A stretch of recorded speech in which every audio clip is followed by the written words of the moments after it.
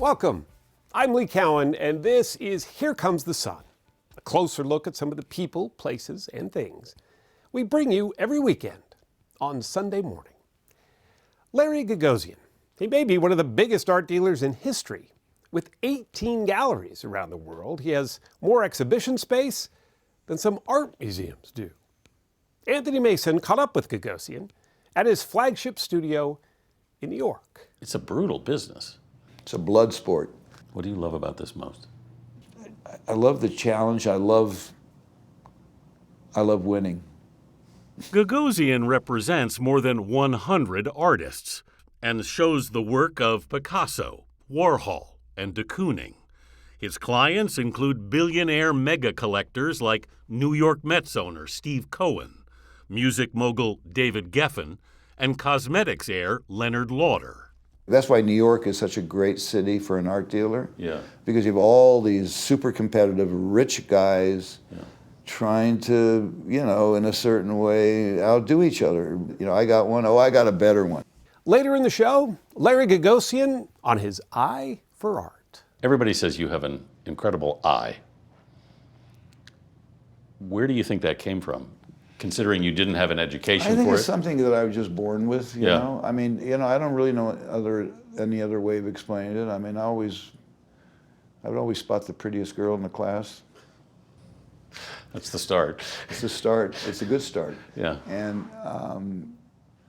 I responded to visual things, aesthetics, things that look good. I mean, I just sort of had that eye that wasn't trained on art. But looking back, I could see that I just had a pretty heightened aesthetic sense. Then Seth Doane speeds off to the largest motor event in the world. The Mille Miglia is a 1,000-mile car race that takes place every year in Italy. It's not the drivers, though, who are the stars, it's the cars. Mille means thousand in Italian, and miglia is miles. This 1,000-mile race of classic cars on open roads goes from Brescia to Rome and back over 5 days. It's the great race. What makes this the great race? Enzo Ferrari called it the most beautiful race in the world. Yeah. And we're here to find out if that's true. That's all coming up right here on Here Comes the Sun. Legendary American art dealer Larry Gagosian. He represents over 100 artists, and with an estimated annual revenue of over $1 billion, he has some pretty deep pockets. In 2022, he won Andy Warhol's Marilyn painting, which set an auction record for a 20th century artist. The price tag, $195 million. Anthony Mason sat down with him to learn why he calls art dealing a blood sport. On any night, he can have art openings in Paris, in London, or at his flagship gallery in New York. That's the painting that the title of the show comes from. Yeah. With 18 galleries around the globe, And he's a great curator and a great artist. Larry Gagosian has more exhibition space than most museums. His annual revenues are estimated at over $1 billion, which, as the New Yorker put it, may make Gagosian the biggest art dealer in the history of the world. The American Dream, Warhol's Sublime, Marilyn Monroe. In 2022, when Andy Warhol's Shot Sage Blue Marilyn 150 million. set an auction record for a 20th century artist at Christie's, the winning bidder And selling. was Larry Gagosian. To you, sir, $170 million. That must have been a crazy moment. When you're bidding at that level, it's just your adrenaline is, Yeah. and it's very exciting. The final price with fees, $195 million. It's a brutal business. It's a blood sport. What do you love about this most? I love the challenge. I love winning. Gagosian represents more than 100 artists and shows the work of Picasso, Warhol, and de Kooning. His clients include billionaire mega collectors like New York Mets owner Steve Cohen, music mogul David Geffen, and cosmetics heir Leonard Lauder. That's why New York is such a great city for an art dealer. Yeah. Because you have all these super competitive, rich guys trying to, in a certain way, outdo each other. I got one, I got a better one. Gagosian, who grew up in an Armenian family in L.A., never had any formal art training.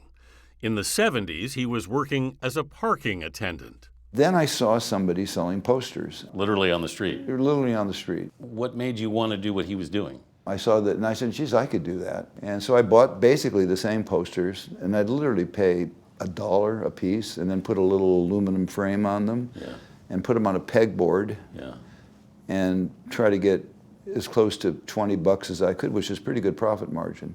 He built it into a business and started having shows. In 1981, a young New York artist caught his eye, Jean-Michel Basquiat. You bought what, 3 paintings on the spot? That's right. You know what you're talking about. I bought 3 paintings on the spot and I sadly sold them all. I wish I still owned them. He'd give Basquiat his first West Coast exhibition. That show kind of put your gallery on the map. It was the big deal in LA. We did the show and it was like mobbed. Yeah. The buzz was just unbelievable. I've never experienced anything like that in my gallery. But Gagosian knew New York was the center of the art world, and in 1985, he relocated. How were you received in the New York art world? They didn't like me. I mean, it was kind of, I guess they thought I was going to, cause some trouble. Yeah, well, you kind of did. People try to slow me down. I'd rather not go into that litany, but I was roughed up quite a bit by competitors, I think very unfairly. They gave you a nickname. Go-Go? Yeah. When I was a kid, my friends had a hard time pronouncing my name, Gagosian, and that's really when it started, but then it became, people associated it with something else. But Gagosian made an important ally, the esteemed dealer Leo Castelli. On a walk together one day, Castelli stopped a nondescript man in the street. So I said, well, who is that? And he said, well, that's Cy Newhouse, and I'll never forget his very words, he can buy anything. Newhouse, who owned the Condé Nast magazine empire, would become Gagosian's first big client. At Sotheby's 1988 auction of Jasper John's painting, False Start, they sat side by side. He didn't want to be seen bidding, so he would literally nudge me when he wanted to bid. And I bid, and I think it was around $17 million. Yes. And he got the painting, It was a record for a living artist at the time. It was, like jaw-dropping. That price seems almost quaint today. Do you think there's a $1 billion painting out there? Maybe. I don't see why not. Young artists, if they're really talented, can sell for $1 million. I asked Gagosian about the comments of one of his former rivals, Arnie Glimcher of Pace Gallery. 5 years ago, he said, this market has nothing to do with art. It's all about how fast one can make money. There's certain truth to what he's saying, but I don't think it's just about money at all. I don't think, if people didn't love art, I think they wouldn't buy it at that level. I don't think it's just an asset class, and it's not just about money. It's just gotten more expensive to buy really great art. Do you think in any way it distances ordinary people from loving art? No. I think it actually makes art seem more interesting. Wow, somebody spent X amount of money for a painting? Wow, that's fascinating. Gagosian, who's had some high-profile romances, is single and has no children. He's still energized by the hustle. I guess to a degree I thrive on it. It gives you something to go for. Why do you thrive on it? Because I'm tenacious and because I like to win. What's the win for you? The win is to keep it going. The win is to survive at the top. Yeah. There's no real finish line. But there is, of course, and the man who's been called the closest thing the art world has to a Caesar still has no plans of succession for his empire. Can there be a Gagosian without Gagosian? I don't know. That's the question. I don't want to think it's an impossibility. I think it's a serious challenge, but I'm not ready to pass the reins. I enjoy it too much. Are you ever going to be, do you think? No. Well, it kind of means you're like never at rest. Well, there's no time to rest, really. It's overrated. It's overrated. Up next, an exclusive excerpt from Anthony Mason's chat with Larry Gagosian, something you can only see right here on Here Comes the Sun. Stay with us. As promised, here's more of Anthony Mason's interview with Larry Gagosian. You never actually had any formal art training. It's true. It's true. I never took any art classes. Yeah. No. So why are you so good at this? Practice. Why did this suit you so much? Well, I didn't expect to have a career as an art dealer. To be honest with you, I didn't even know there was such a career because Right. I didn't grow up in a family that really, we didn't go to museums. We had no art at home. Yeah. So the idea that you could make a living, and a pretty good one, Yeah. as an art dealer was something I never anticipated or could even conceptualize. Everybody says you have an incredible eye. Where do you think that came from? Considering you didn't have an education I think for it's it? something that I was just born with, you Yeah. know? I mean, I don't really know any other way of explaining it. I mean, I would always spot the prettiest girl in the class. That's the start. It's a start. It's a good start. Yeah. And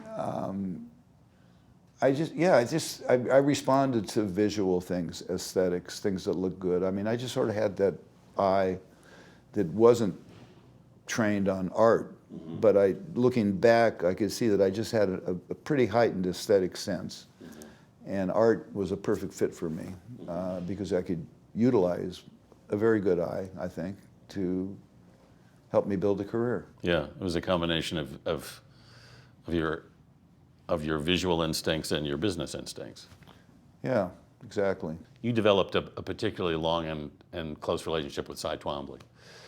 What was the origin of that, and what was at the heart of that relationship? We just sort of clicked, I mean, when we met, it's, how do relationships start? They're all different. We became really, we didn't end up living together, but we became really good friends. We'd travel together, we'd take vacations together, we spent a lot of time together in Italy. I got to know Virginia really well, which I love Virginia, and I never would have gone to Virginia if it was the fact that Cy lived down there. And I almost bought a house in Lexington, Virginia, if you can believe it or not, because I wanted to be close to him. How would you describe a great relationship between an artist and their dealer?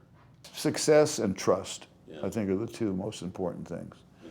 Artists want to be successful, just like dealers want to be successful. Yeah. So you have to do a good job. And you have to trust the person you're dealing with. Mm-hmm. And I think also it's important that you enjoy their company. I mean, not every artist will be your best friend like Cy and I were, Cy Twombly and I, but you have to have a rapport with the artist. They have to feel comfortable. You have to be able to have dinner with them, lunch with them, talk to them. It's a relationship. And it's a big responsibility for me or for any gallery, because they have one career. That's what they make in the studio. I work with a lot of artists, but you can never forget that for that artist, that's their life. It's a huge responsibility. Up next, racing through Italy.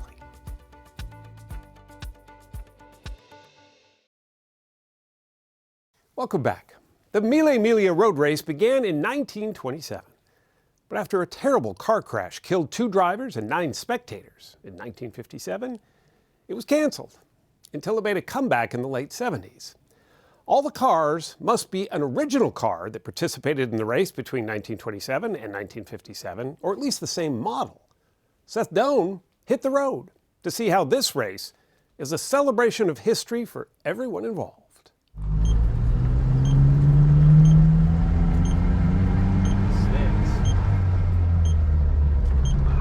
Quickly.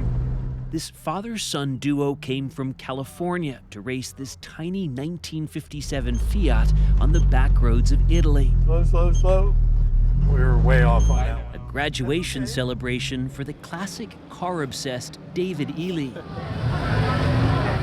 He and his dad Len set off among almost 100 others, practicing for a stunningly scenic race with routes stretching back nearly a century. Their car was the first off the starting line in 1957. That was how this started, was he emailed me the newsreel and said, Joe owns this, we could do the Mille, and it was kind of like, oh.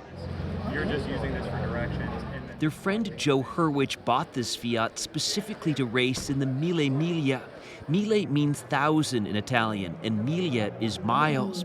This 1,000-mile race of classic cars on open roads goes from Brescia to Rome and back over 5 days. It's the great race. What makes this the great race? Enzo Ferrari called it the most beautiful race in the world. Yeah. And we're here to find out if that's true. This most beautiful race in the world began in 1927, and pausing for the war continued until a terrible crash in 1957 killed 2 drivers and 9 spectators. A tragedy dramatized in the 2023 film Ferrari. It's been back since the late 70s as a follow the speed limit rally of precise timed trials. Last year, more than 400 classic and vintage cars were accepted, including that Fiat 600 the Ely's drove, and another car their friend Joe Horwich bought, this 1931 Aston Martin. You buy a car, or in your case, cars, to get in. It's not the person that gets in, it's the car. The car has to be either the original car that ran in the race between 1927 and 57, or it has to be the same model of a car that ran in the race. It's Hurwich's 5th Mille Miglia after trying to get in for a decade. It's a bit of an obsession, this. You sound like my wife. We understood better while out for a spin. Maybe a little further if you don't mind. It's kind of fun. You mean you might get hooked? I might get hooked. The non-car guy? I'm going to need a new job to get really hooked. The race was passing through villages just on your doorstep. Growing up in Brescia, Francesca Perolin was raised on the Mille Miglia. So make sure you check the next page. Now she's the COO helping to run it. And the cars being raced could be your daily car. But it's not exactly daily cars being raced today. What do you say to someone who says this all just feels out of touch with the world today, kind of underlines the inequality in the world? Well, of course, some of the cars are expensive, but the secret of Mille Miglia is that it's a celebration of our history and everyone can be part of. We have spectators on the road, they don't have to pay. And after all, you can take part into the Mille Miglia with a Fiat 600. You don't need a $20 million cars. Cars cannot have any major modifications and need to be properly restored. We spoke near where they're checked and certified to race. Mille Miglia is by now the largest motorsport event in the world. Largest motorsport event in the world. It is. You think of Formula One? No. We have more cars, we have more miles, we have more spectators on the road. It's that dream of, if you've watched the Mille Miglia, you know, you're standing in the street and you're seeing these cars going by and you're thinking, oh gosh, I'd love to do that. Well, this actually makes it possible. Debbie Travis, a British-Canadian TV personality, and her car-loving husband, Hans Rosenstein, have a villa in Tuscany not far from where the Mille Miglia passes by.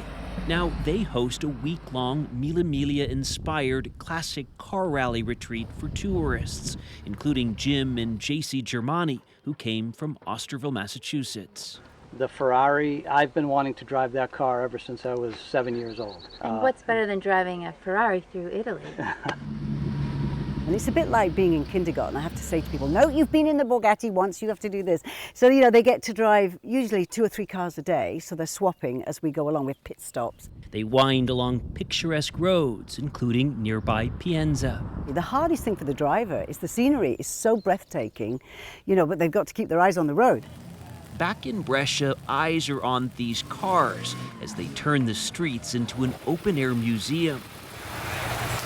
Jack Broomall and Lisa Barrow first did a test run at a scaled-back Mille Miglia rally in the U.S. This one is more intense. We're still married, so that's good. Check in again in about a week. A friend from the U.S. helped them borrow this 1955 Alfa Romeo. And where can you go and walk down the street and see half a dozen Bugattis and 4 going Mercedes all being driven, right? It's the neatest dynamic car show ever.